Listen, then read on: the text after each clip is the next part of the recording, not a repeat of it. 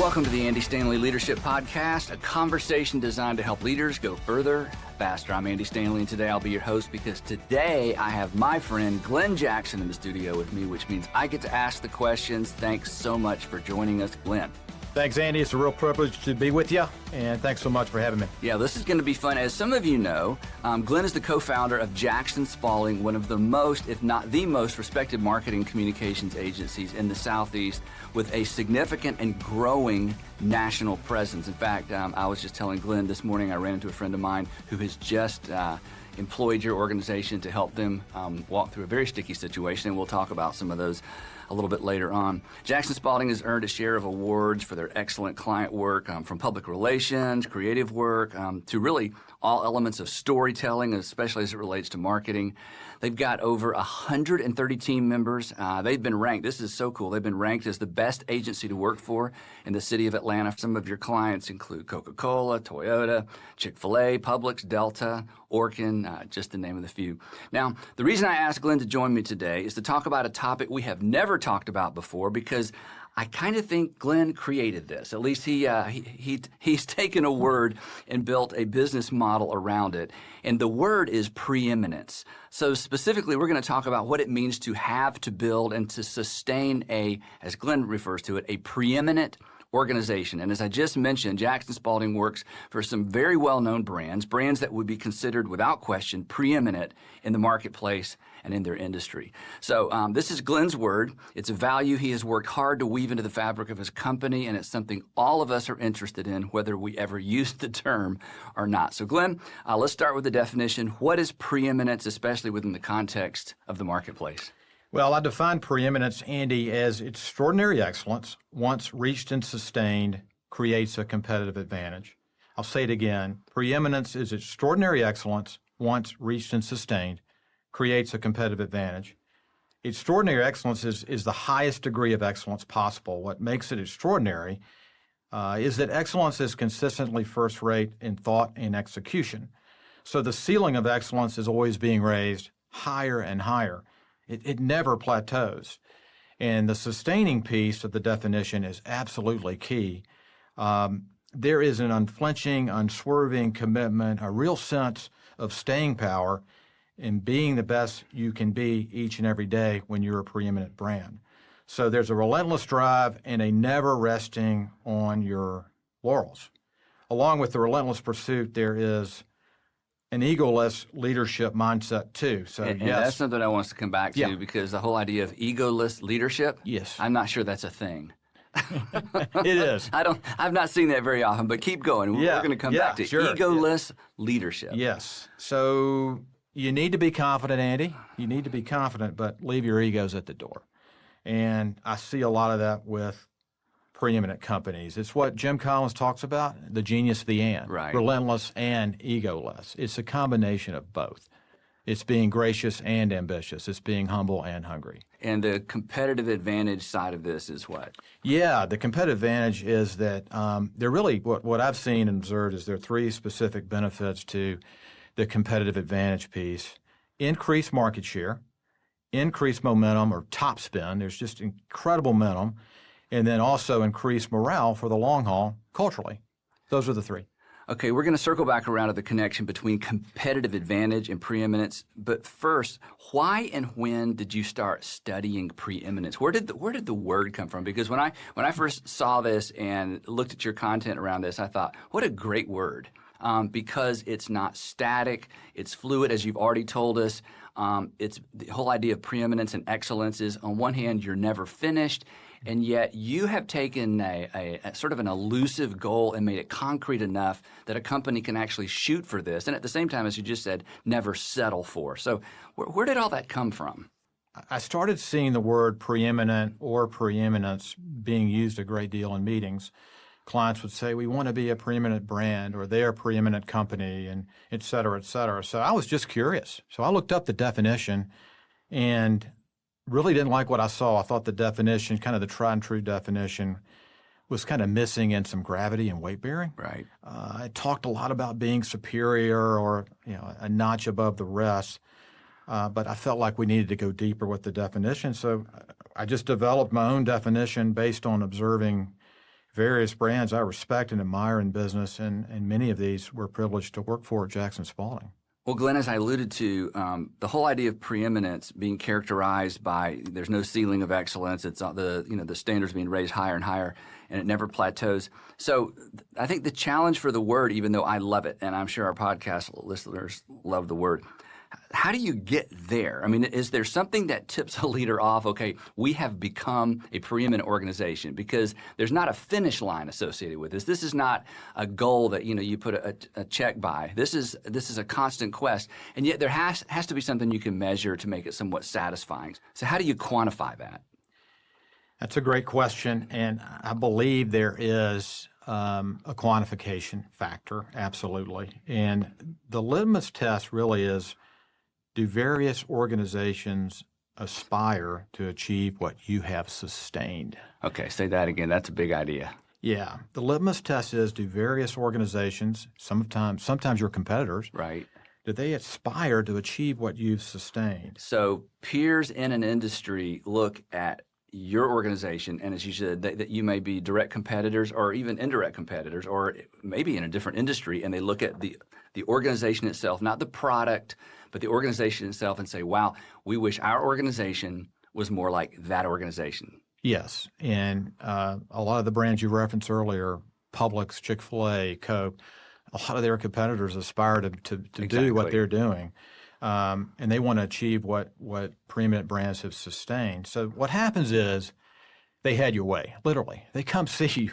They want to see your office environment. They want to meet you. They want to learn about your business and your leadership philosophies. When a lot of businesses want to come visit you, it's always a good sign. That's a good sign. And they come and they soak up what you share with them like a sponge, Andy. They just listen. They're fascinated with what they hear, and they hear things that you don't even realize you're telling them, but they're just Right. taking it all in. Preeminent organizations know more than they think they know. Is that Correct. true? Yes. Yeah. They think, oh, what do we have to share? Yeah. What are we going to say?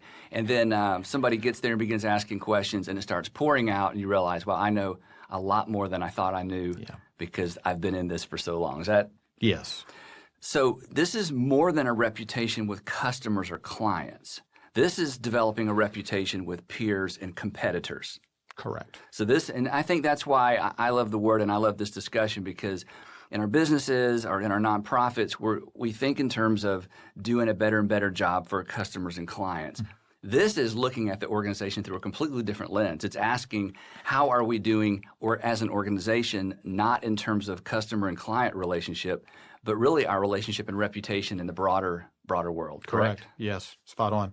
All right, so let's get specific. You've identified 7 pillars that you believe are foundational to all preeminent companies, and that really any company that's perceived as preeminent in their industry or in the marketplace in general are built on these 7 pillars, I guess whether they recognize it or not. This is something that you have observed and have begun talking about. And again, as we talk about here all the time, when you identify what works and you put words around it and talk about it, it helps an organization stay focused on that thing that may be their secret sauce until somebody said, hey, I think I've been able to put the recipe in words. So what are these 7 pillars? Well, the 7 pillars are 1, trust; 2, relationship building; 3, marketing communications; 4, assessment; 5, the cultural torch of servant leadership, very, very important; 6, fanatical focus; and 7, remarkable resiliency. Okay, well, we're going to talk about all 7 of these, but we're not going to talk about all 7 of these in this episode of the Leadership Podcast. We're going to talk about 3 today, and then if we have time, I want to ask you a question that is a little bit off topic as it relates to the 7 pillars, and then next month we'll come back and wrap this up. So let's begin with pillar number 1, trust. Trust. Trust is the most important 5-letter word in all of business.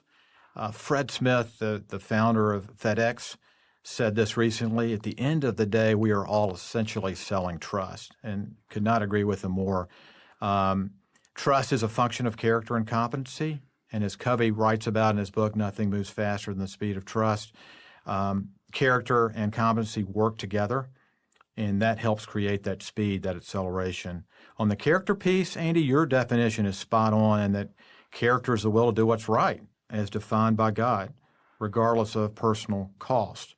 I believe strongly that watch your character; it becomes your destiny. On the character side, I believe that character success always supersedes circumstance success. So let me see if I can say that back. Character success always supersedes circumstance success. And by circumstance, you're talking about what actually happens in the marketplace. Correct. Wow. Correct. It always does. And if you lead with circumstance success, the irony of that is that you'll lose out on the character success and you won't succeed in the circumstance. If you lead with character success, you will always take advantage of the circumstance. Glen, again, the idea of character success, again, not individual character, the character of a company. This is such a big idea, and it's so important to you. Recently, I heard you tell a story of early on in the life of your company. You just started, your wife's pregnant, you're living in an apartment, you and your partner are trying to figure out, is this even going to work? And then you had a conversation with a new friend, I think, on the soccer field. You were coaching a 4-year-old or fourth grade soccer team. Tell our audience that story, because I think this, more than anything, captures the essence and the emotion and the power of the idea of the character piece preceding the circumstance piece. Yeah, we were just getting rolling in 1995. I was coaching soccer, and one of the dads called me and asked to meet with me. And I met with him, and he said, they represent a very big company, global company, and told us about a promotion they were doing. And they had hired a New York agency, but he wanted to learn a little bit more about what we do, just in case we could work with them.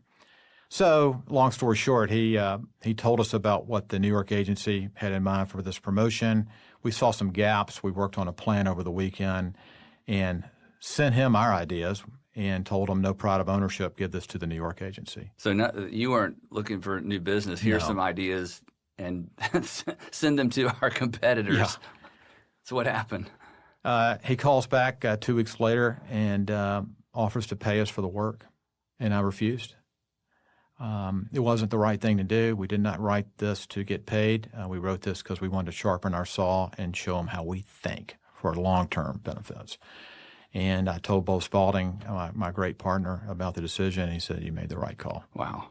Now, but because when I first heard you tell this story, my first thought was, wait a minute, accepting payment for your good ideas, there's nothing wrong with that. So we're talking about character. So what was it in you and your partner that said, no, even though we really need a paycheck at this point, we're going to take great ideas, hand it to someone who we have no business relationship with, who's going to hand it off to somebody who, again, it could one day be a direct competitor.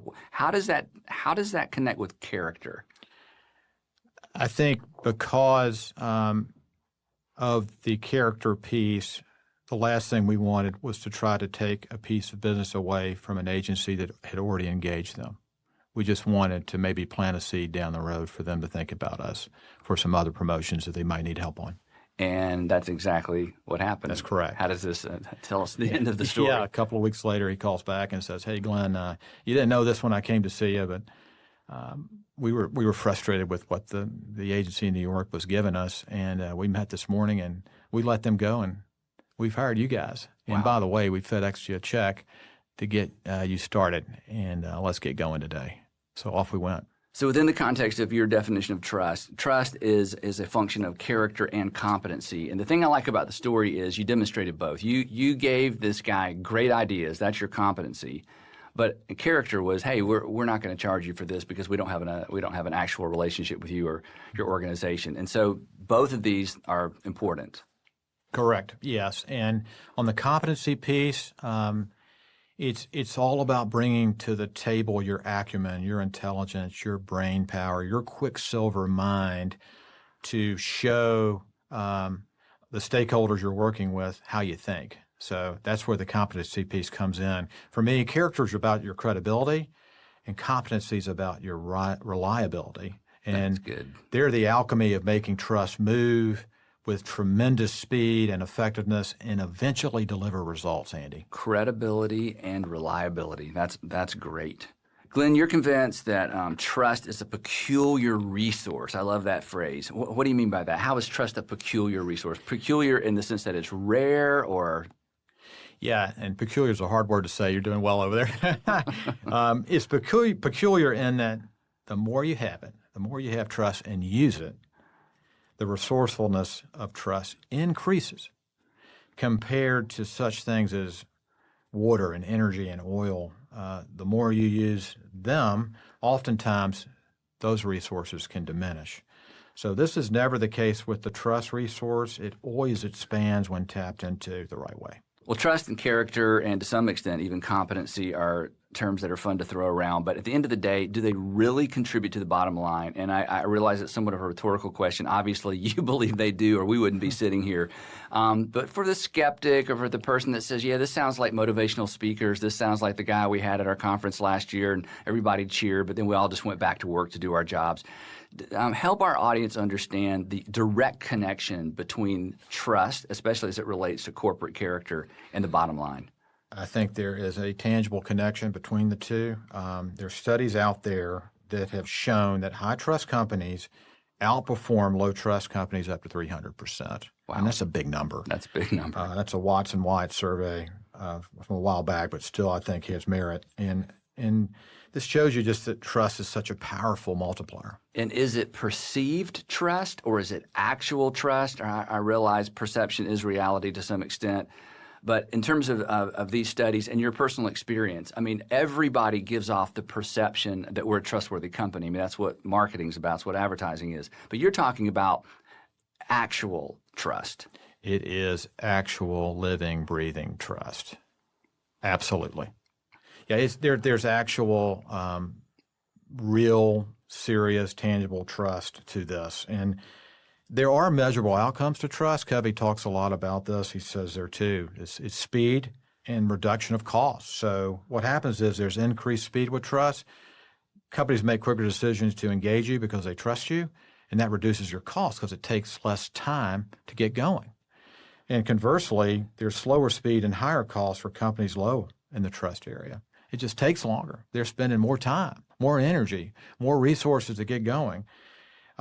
So the way I kind of describe it is that the trust gives you a tailwind, Andy, while the lack of trust creates a headwind. That's really good. And I'll take the tailwind. Yeah, yes. And that's something that all of us experience relationally. So that's not a foreign concept. But again, like a lot of these terms you're using, to bring this into a corporate context, that makes a lot of sense. A lot more we could talk about as it relates to trust. Let's go to pillar number 2, relationship building. Why is relationship building key? It is absolutely essential. Relationship building is all about, with preeminent companies, they are relationally rich and they have relational wealth. I define relationship building as establishing and investing in relationships that genuinely matter to you. The investing piece is critical, and you need to be very genuine about it. People know when you're genuine by your sincerity and having a long-term, low-pressure mindset in the relationships you've established. I doubt anybody would disagree with that, but I'm not sure there's any new information there. So you believe there's a big difference between relationship building and what most people would consider networking and sort of the general terms we throw around, because everybody understands relationships are important. Can you go a little deeper on that? What's different about this pillar than what any company would embrace in terms of the importance of relationships? Mm-hmm. It's apples and oranges. Networking is about meeting people, whereas relationship building is about investing in people. Networking is a task. Relationship building is a commitment. Networking is the typical way for most organizations, and relationship building is the better way. I think and believe very strongly that networking is about talking and taking, and relationship building's about listening and learning. At our agency, for example, we have just totally banished the word networking. We don't use it. What we talk about is relationship building. We call this R&B music. and you play the music and you invest in the relationship long term. There's no pressure, and good things happen over time. That's a helpful distinction, networking versus relationship building. But what does that look like? What do relationship builders actually do that's different than networking? Well, I'll tell you what they don't do. First of all, they never sell. They never sell. They are real. They are accessible and helpful. They listen. They follow up. They care. They spend time and energy on your behalf. And I think that the best relationship builders do four things exceptionally well. They connect, invest, personalize, and observe. So they're always helping. Repeat those. That's good. They connect, they invest, they personalize, and they observe. So relationship builders are always helping you connect with other people. They'll say, hey, Andy, I know somebody you need to meet. Go see Sally. I'm going to get out of the way. You guys get together with your team and meet, and I think it'll be beneficial. So they're always connecting. And then they're also investing time and energy in relationships. They're willing to see you and talk to you and invest that time. And they personalize really well. For example, Frank Blake wrote, 100, 150 handwritten notes every weekend when you had him on for Home Depot. That's a great personalizing. Personalizers send notes, they send articles, they send books, they personalize a relationship well. And then finally, I think relationship builders are great observers. They are very, very high on emotional intelligence. And most of them, a lot of them are introverts. And you can be a great relationship builder and be an introvert. You don't have to be an extrovert. I define emotional intelligence as this. It's trusting your intuition, it's factoring in your observations, and it's controlling your emotions, you never get flustered, to do what? To make a timely decision and then take a timely step. Emotional intelligence is a flexible skill. You can work on it, you can get better at it, and you can really make it work for you. So we have trust, we have relationship building, and then this third one, marketing communications. This is something that you love to talk about. So what do you mean by marketing communications, and specifically, how does it tie to Preeminence? Well, we do a lot of it as a marketing communications agency at Jackson Spalding, and I believe that every organization, large or small, has a brand bank account, and every day is your opportunity to put deposits into that brand bank account. And a brand is a promise always kept. So the deposits you're making are all about those commitments to keeping your promise. I think the best brand ambassadors are what I would call their brand polishers. We'll talk more about that. And I think they realize very much that everything they say is heard and everything they do is seen, and they realize that everywhere they go, they represent the brand. And they're always very cognizant of that fact and do it extremely well in an effortless way. So in a preeminent organization, I guess the ultimate goal is for everybody who's employed, or everybody at every level of the organization, they feel the gravity of the brand, they feel responsibility, they feel that they're stewards to some extent of the brand. And this is sort of a fluid way for there to be marketing communications. Is that correct? Correct, Andy. And they're all marketing communications professionals. Everybody who works for you they're in that field, whether they realize it or not. We call our receptionist at JS, you're our vice president of first impressions. That's her job. Yeah. And everybody's got a role. You've got a couple of great stories that illustrate this. Pick your favorite and talk about that. Well, I've got one recently. I ran into Don Keogh's son-in-law. Mr. Keogh was president of the Coca-Cola Company for many, many years, had a prodigious influence on Coca-Cola's trajectory as a business. And he said that, Mr. Keogh said that he was asked once, what defines a successful day for you, Mr. Keogh? He was asked that. And he said, I always want the answer to this question to be yes when I'm driving home each day. Did I polish the Coke brand just a little bit today? That's amazing. Did I polish the Coke brand just a little bit today? And he elaborated on that and said, it's all about the little things. The polishing could just be a lunch with an employee, or a conversation I have with a shareholder, or a letter I write. I always want to make sure during the day I have done some sort of polishing for our brand. Wow. And I think brand polishers have that mindset. And that's a value every single person at every single level in an organization can embrace. Correct. Polishing the brand. Yes, absolutely. So for an organization to be preeminent, there need to be a lot of brand polishers. Absolutely. And you got to have the mindset that everybody's a brand polisher in some way or another. This third pillar is marketing communications. When we hear the word marketing, we think so many different things, and marketing has changed so much. What comes to mind when you think marketing? What are you talking about specifically? Well, from my vantage point, I think we are experiencing a watershed moment in the field of marketing. There's a massive, massive convergence between three types of media: earned, paid, and owned. So the earned media is, it's the publicity piece. You're earning coverage. The paid media is the advertising piece. But it's the owned media that is really, really gaining in speed right now and importance. What is owned media?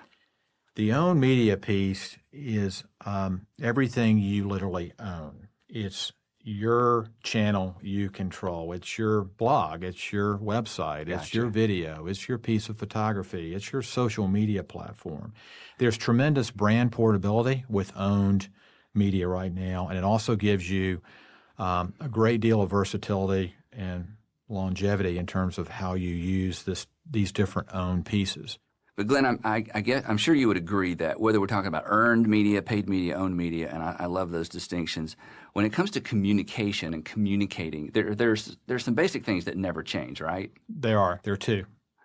And the two things are, one, communications will always be about communicating with clarity and integrity to the critical audiences you want to positively impact over time. So no matter what type of owned tool you're using, whether it's video or anything else, you always want to make sure that goal is reached. Are we communicating with clarity and integrity to the critical audiences we want to reach and positively impact over time? That's essential.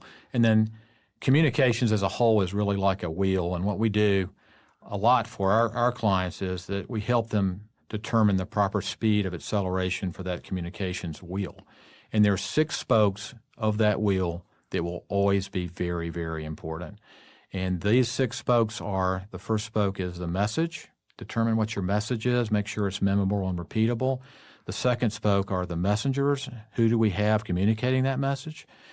The third spoke is timing. What's the best timing to communicate something? The fourth spoke is tone, which is your nonverbal piece of communications. You really want to think that through, Andy. The fifth spoke is place. Where's the best place for us to communicate something, an announcement, a piece of exciting news? Imagine, for example, if Lincoln didn't go to Gettysburg to give the Gettysburg Address. That was the right place. Yeah. Or Dr. King didn't go to the Lincoln Memorial to give his I Have a Dream speech. It's the right place. And then the final spoke is tools, such as photography, videography, infographics, and the various uses of websites. That's a podcast in and of itself right there.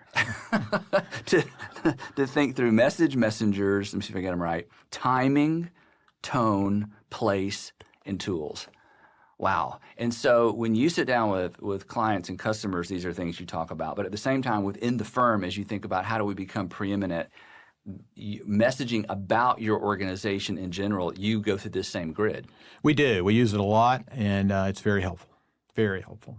Glenn, as I mentioned earlier, we're going to cover the other 4 pillars of a preeminent company next month. But before we go, your company has a reputation for being extraordinarily helpful for companies that are in crisis, especially brand crisis.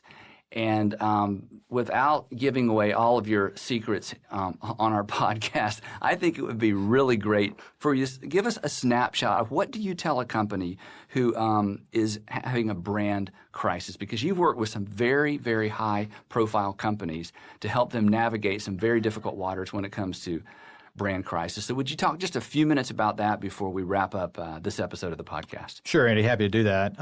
First, I think it's important to understand that there is a difference between a reputational challenge and a reputational crisis, and you don't want to overreact to the challenge to create the crisis. Yeah, we've both seen organizations basically announce that there's a problem and no one knew about it until they started talking about it because it wasn't as widely known as they thought it was. But assuming that this is a full-scale crisis, what is your sort of 30,000-foot advice to organizations? Well, if you're at fault and you're in a crisis, you've got to do 4 things. You sincerely apologize. You got to own it. Own it. Yep. 2, you got to fix what needs to be rectified. Fix it. It could take time, but you get after it and you fix it. 3 is you humbly move forward. And 4 is you report on progress along the way. So it's okay to continue to talk about it if you're reporting on progress along the way. Because I think the natural inclination in a crisis is, let's don't talk about it so people will forget it. And you think that's a mistake? I think it can be a mistake, yes. It depends. That's where you have to use your good judgment. But it can really help you if you are needing to report back to your constituents on the progress that's made on what you've been working on. The other thing you talk about in this context is what you call the 3 S's. Yes, the 3 S's. When you're in a crisis and you know you're in one, Andy, 1 is speed of response. You've got to move quickly in the response because of our unbelievably fast news cycle now. Yep. Number 2 is the substance of your message. It needs to have some weight bearing again, and not be seen as you're hiding from something. And then 3, you've got to have a strong spokesperson. He or she can really, really be key as you navigate these tough waters. Well, Glen, that is a lot to digest. I feel sorry for our podcast listeners who are listening to this in the car and we're not able to take notes. Hey, thanks so much for joining us today. And to all of our listeners, we want to thank you for joining us as well and invite you to join us next month, where we will conclude this conversation with Glen Jackson on the 7 pillars of a preeminent organization. And when you get an opportunity, visit our website, andystanley.com. On the website, you'll find a leadership podcast application guide that goes with today's conversation. So for those of you that weren't able to take notes, we have done some of that for you. As always, thanks so much for joining us. We will see you next month right back here on our Leadership Podcast.